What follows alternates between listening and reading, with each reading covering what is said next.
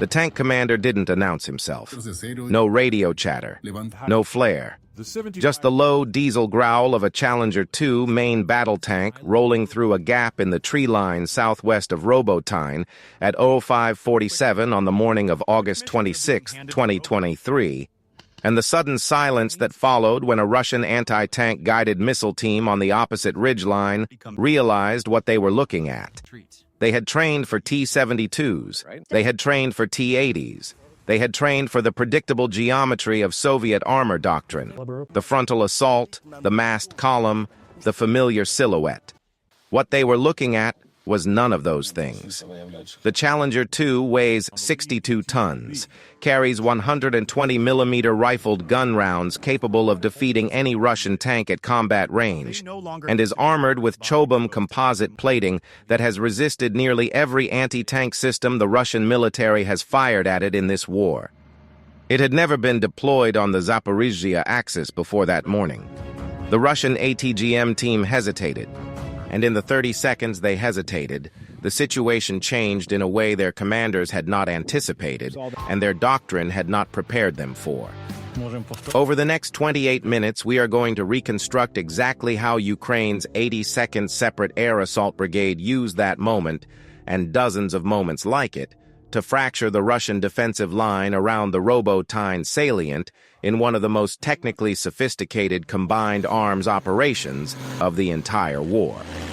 We're going to trace the geolocated footage, the satellite imagery, the intercepted communications, and the unit-level reporting that together tell a story the Russian Ministry of Defense has spent considerable effort trying to suppress. What happened at Robotyne was a doctrine test, and the results of that test have implications well beyond a single salient in southern Ukraine. How did a brigade operating Western armor for the first time translate combined arms doctrine into actual battlefield results on the most heavily mined, most drone-saturated front sector of the entire war? And what does the answer reveal about the future of armored warfare? To understand the 82nd Air Assault Brigade's operation around Robotyne, you need to understand what that brigade was walking into. The Zaporizhzhia axis in the summer of 2023 was not a conventional front. It was, by any reasonable military engineering standard, a prepared killing ground. Russian forces had spent the better part of 8 months constructing what Western analysts and Ukrainian commanders alike came to call the Surovikin Line, named after General Sergei Surovikin, who oversaw its construction before his removal from command. The defensive network ran in depth across the entire Zaporizhzhia Oblast, layered specifically to anticipate Ukrainian armored advances. The outermost belt consisted of anti-tank ditches, dragon's teeth concrete obstacles, and dense minefields. In some sectors, mine densities reached levels not seen in European warfare since the Second World War.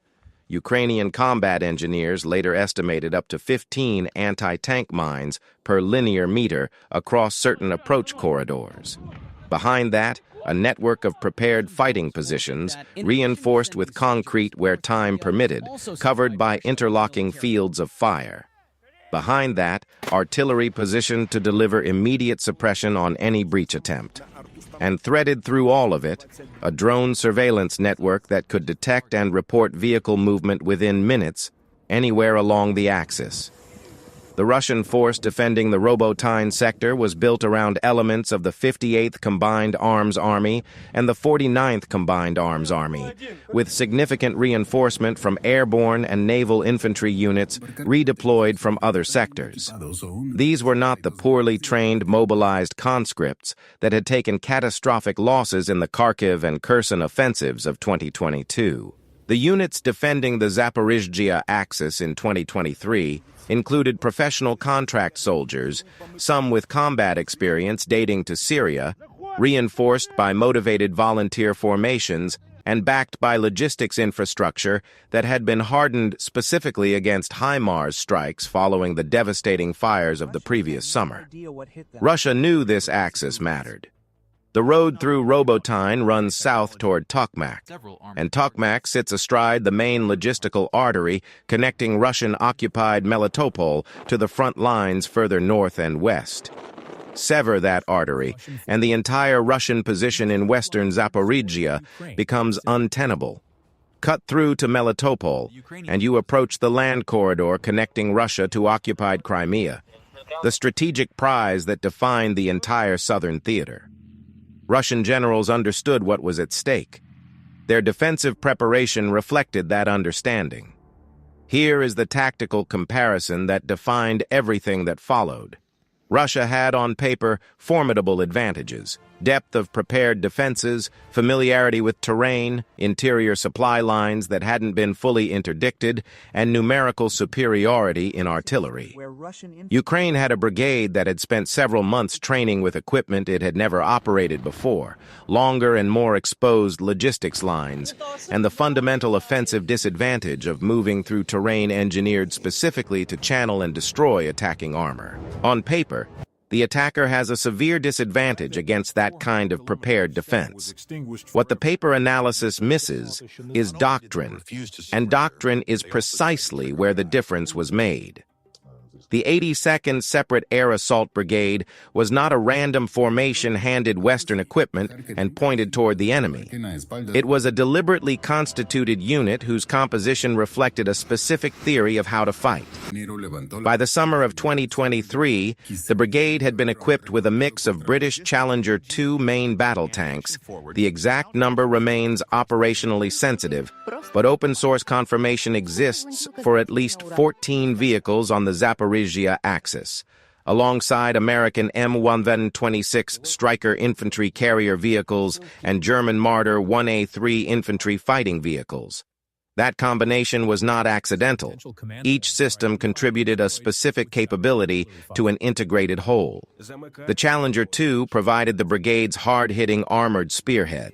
With its 120mm L30A1 rifled gun firing Charm 3 depleted uranium rounds, the Challenger 2 can defeat any Russian tank in service at ranges exceeding 2 kilometers, and its Chobham second-generation composite armor makes it extraordinarily survivable against the anti-tank systems most commonly encountered in the Zaporizhzhia sector.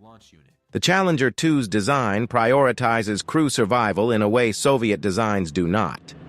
Ammunition is stored in an armored compartment separated from the crew, meaning a successful penetration is far less likely to produce the catastrophic detonation that has killed so many Russian tank crews in this war. The Stryker provided tactical mobility and the ability to rapidly reposition infantry across non-linear, mine-saturated terrain. The Marder IFV provided direct fire support and mechanized infantry dismount capability in a package that could keep pace with the Challengers while providing organic suppressive fire against Russian anti-tank teams. Together, the three systems created a combined arms team that could suppress, fix, and destroy Russian defensive positions in a way that pure tank formations or pure infantry formations could not. The theory was sound. The execution required solving a problem that had already broken other brigades that summer. Ukrainian OSINT analysts and foreign military advisors tracking the early phase of the Zaporizhzhia offensive had documented what became known informally as the FPV ambush problem. Russian forces had adapted their defensive doctrine to exploit a specific vulnerability in armored advances. The moment a column slows to negotiate a minefield or obstacle, it becomes briefly stationary. Stationary vehicles, visible to drone surveillance, are extraordinarily vulnerable to first-person view suicide drone strikes. By June and July of 2023, Russian operators had perfected the technique of using Mavic reconnaissance drones to spot and track approaching columns, then vectoring FPV drones, typically modified with RPG-7 warheads or improvised shaped charges, onto vehicles the moment they halted. Brigade-level vehicle losses during the early offensive phase had been significant. Open-source footage confirmed the destruction of multiple Bradley IFVs, Leopard 2A6 tanks, and mine-clearing vehicles belonging to other formations before they had even reached the main Russian defensive line. The 82nd worked around this problem through a combination of timing, dispersion, and organic counter-drone capability that other brigades hadn't deployed. Intercepted Russian communications from that period, portions of which were later published by Ukrainian military intelligence, describe repeated frustration among Russian drone operators attempting to track brigade elements that were moving in smaller packets than expected and employing what the Russian operators described as effective jamming countermeasures. Ukrainian electronic warfare systems, specifically the truck-mounted jamming packages accompanying the brigade's advance, were suppressing Russian FPV control signals across a significant portion of the attack corridor. Not all signals, not reliably, but enough to introduce uncertainty into Russian drone operations that bought the advancing armor time. Satellite imagery from Maxar Technologies, analyzed and published by researchers at the open-source intelligence community in the weeks following the engagement, documented the brigade's advance using terrain features in a way that differed markedly from earlier Ukrainian offensive attempts on the Axis. Rather than following the most direct approach routes, which Russian observers had pre-mapped and registered for artillery fire, brigade elements were geolocated, advancing along the edges of agricultural field boundaries, using the low berms of field access roads as micro-terrain cover that limited their exposure to drone observation. The difference in altitude between a field boundary berm and the surrounding cropland is rarely more than a meter. For a Challenger 2, that's insufficient concealment. But for an FPV drone's targeting camera, even a meter of visual disruption at the moment of approach can be the difference between a confirmed intercept and a missed shot. We spent considerable time going through the geolocated footage from this period, and one detail kept coming back. In the Russian drone footage that was captured and later analyzed, the Challenger 2 tanks consistently appeared at angles and in positions that suggested their crews understood precisely where Russian observation posts were located. That isn't luck. That's pre-mission intelligence integration of a quality that earlier Ukrainian formations in this sector hadn't been able to achieve. The brigade was fighting with a surveillance picture. It knew where the Russian eyes were, and it was moving to minimize what those eyes could see. That intelligence picture came from a convergence of sources. Ukrainian military intelligence had been working the Zaporizhzhia axis for months before the offensive began, running agent networks and processing intercepted communications to build a detailed picture of Russian defensive positions. American ISR assets, satellite, airborne, and signals intelligence collection were providing information through liaison channels that, while never officially acknowledged in detail, are documented in broad terms in reporting from the period. And Ukrainian drone reconnaissance units, operating small commercial quadcopters at standoff ranges that kept them outside Russian counter-drone engagement envelopes, had spent weeks mapping fighting positions, artillery emplacements, and surveillance post locations ahead of the brigade's advance corridor. Forward observers embedded with the brigade's lead elements were reporting back in near real time on what they were encountering. Ukrainian General Staff reporting from this period describes a system in which reconnaissance data was being processed and pushed down to company-level commanders fast enough to allow tactical adjustments during the approach. That is a fundamentally different intelligence architecture than the one most Ukrainian formations were operating with at the start of the full-scale invasion, when information bottlenecks at brigade and division level routinely left company commanders operating effectively blind. Here is what strikes us as most significant about this period. The 82nd wasn't just using Western equipment. It was using Western methods. The intelligence-to-fire cycle, the dispersion discipline, the integrated counter-drone measures, these represent an operational culture that had to be built almost from scratch. because the Soviet-derived doctrine that still dominated most of the Ukrainian military had no framework for them.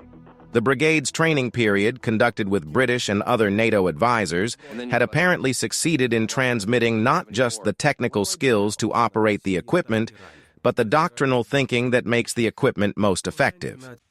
That is a harder thing to teach than a firing sequence, and it is the thing that made the difference. By the third week of August 2023, the 82nd's lead elements were in contact with the main Russian defensive belt south of Robotyne. The village itself, a small agricultural settlement that had been largely evacuated, sat atop a low ridge that provided commanding observation over the approach routes from the north. Russian forces had fortified the settlement's buildings, using their cellars as fighting positions and their walls as cover for anti-tank guided missile teams. The fields surrounding the village were comprehensively mined. Ukrainian combat engineers had been working the approach routes for days, breaching lanes under fire at significant personal risk, and the lanes they had opened were narrow, wide enough for single vehicles, which meant that any vehicle that stopped or was disabled would block the entire lane and strand whatever was behind it. That constraint, the single vehicle breach lane, was the central tactical problem facing the brigade as it entered the fight for Robotyne itself. In a conventional combined arms attack, armor would advance on multiple axes simultaneously, fixing the defender in place and preventing the concentration of anti-tank fires. On the Robotyne approach, the mine density made simultaneous multi-axis advance impossible with the combat engineering assets available. The brigade had to solve the problem of presenting a distributed threat while being channeled through a constricted approach. The solution involved deliberate deception and fire suppression timed to the movement of lead elements. What the geolocated footage shows, reconstructed from multiple Ukrainian drone recordings later posted to verified military social media accounts, is a sequence in which Ukrainian artillery, specifically self-propelled 2S-1 Gvozdika howitzers and PZH-2000 artillery systems from supporting formations, began suppression fires on identified Russian observation posts and anti-tank fighting positions approximately 40 minutes before the lead tank elements approached the breach lane. The suppression wasn't intended to destroy the Russian positions. It was intended to force Russian crews into cover, disrupting their ability to observe and engage. Simultaneously, Ukrainian counter-battery radar systems tracked Russian artillery responses and fed targeting data to HIMARS launchers that engaged Russian gun lines, degrading the fire support available to the defending infantry. At 05:47 on August 26, 2023, the moment described at the opening of this account, a Challenger 2, designated in Ukrainian unit reporting as Crimea 2, entered the breach lane south of Robotyne, while the Russian ATGM team on the opposite ridgeline was still processing what it was seeing. The team had been suppressed by a PZH-2000 fire mission 7 minutes earlier and had not fully reoccupied its position. By the time the team leader made the decision to engage, Crimea 2 had traversed 30 meters further down the lane, and the angle of engagement had shifted outside the optimal parameters for the ATGM system the team was carrying. A 9M1113 Konkurs, effective to around 2 kilometers but most lethal in a narrow frontal engagement window. The missile was fired. It struck the rear of the Challenger 2's turret bustle at an angle nearly parallel to the armor surface. The penetrating jet of the shaped charge warhead failed to breach the Chobham composite. The crew reported a significant impact, but were uninjured, and the vehicle remained fully operational. They continued advancing. In the Russian intercepts from that morning, fragments of which were later published by the Security Service of Ukraine, there is a brief, almost bewildered exchange between a company commander and what appears to be a battalion-level controller. The company commander reports that the anti-tank team engaged the vehicle and it kept moving. The controller asks him to repeat that. The company commander repeats it. The controller asks what type of vehicle it was. The company commander describes a tank he doesn't recognize. The exchange ends there, but the confusion it reflects was real. Russian forces in the Robotyne sector had not been briefed in any detail on the Challenger 2's characteristics. Their anti-tank teams had trained against simulated T-72 and T-80 frontal armor profiles. They were encountering something their doctrine had not prepared them for, and that gap between preparation and reality cost them crucial seconds at crucial moments throughout the fight. We'll say this plainly. The Russian command failure at Robotyne was not primarily a tactical failure. It was an intelligence and training failure. Russian forces in the sector had weeks of warning, from open-source reporting alone, that the 82nd was equipped with Challenger 2 tanks and operating on the Zaporizhzhia axis. That information was available to anyone reading Western defense publications. The failure to adequately brief frontline anti-tank teams on Challenger 2 survivability characteristics and to adjust anti-armor employment accordingly reflects a systemic problem in how the Russian military processes and disseminates tactical intelligence, a problem visible in 2022 that clearly had not been corrected. What happened over the following 72 hours was not a swift breakthrough. It was methodical, grinding, and costly to both sides. But it was relentlessly progressive in a way that the earlier June and July offensive attempts on other sectors of the Zaporizhzhia axis had not been. Challenger 2 elements engaged and suppressed Russian fighting positions in and around Robotyne, while Marder IFVs pushed Ukrainian mechanized infantry along covered approach routes to the flanks of the village. The Marders 20mm RH-202 autocannon proved particularly effective against the reinforced field fighting positions that Russian infantry occupied outside the village's main structures, effective enough to force position abandonment at ranges where the occupants couldn't effectively return fire with the small arms and RPGs they were carrying. Stryker vehicles provided the command and control backbone of the infantry advance, their communication systems enabling rapid information sharing between company commanders that made the coordinated timing of the attack possible. Ukrainian commanders who later spoke to journalists without providing details that would compromise operational security described the communications architecture as a significant force multiplier, the ability to instantly share position updates, obstacle reports, and target acquisition data across multiple elements advancing through terrain that prevented direct visual contact. By the evening of August 28, 2023, Ukrainian forces were in Robotyne. Not all of Robotyne, Russian forces retained positions in the southern portion of the village, but enough of it that the operational geometry had fundamentally shifted. The ridge overlooking the northern approach was in Ukrainian hands. Russian forces attempting to counterattack to retake those positions would be advancing uphill into the same kind of prepared ambush that had just been used against them. Now, here is the part that matters most for understanding what was actually achieved at Robotyne, and it's the part that most coverage has missed. The physical capture of the village was significant, but the operational significance of the 82nd's action in the Robotyne salient was what it demonstrated about sustainable attrition exchange.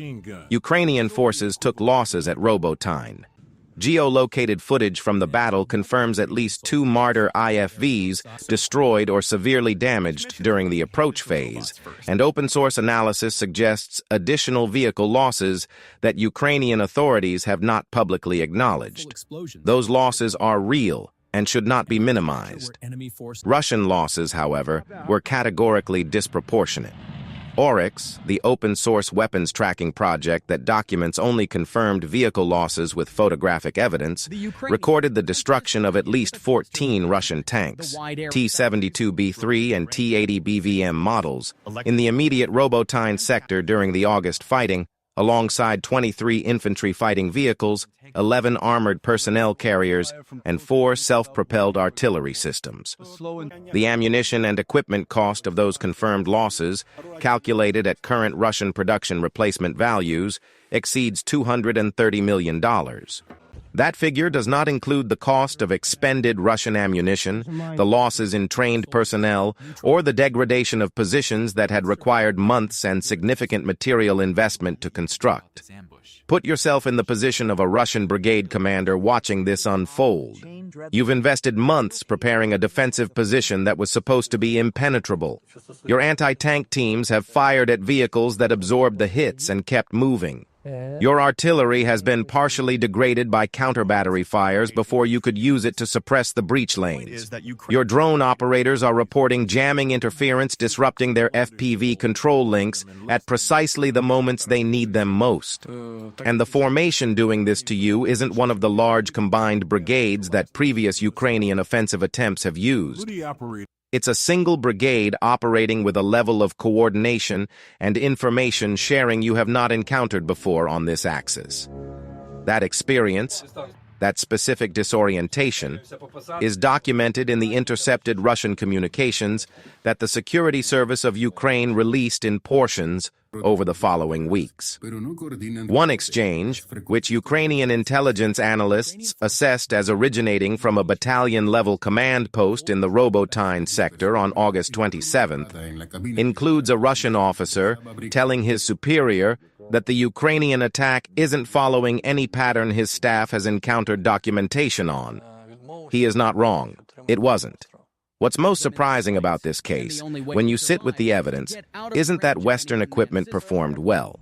It's that the performance gap was so specifically concentrated in integration and information architecture rather than raw firepower. The Challenger 2 is a formidable tank, but Russian anti-tank systems were capable of threatening it under the right conditions.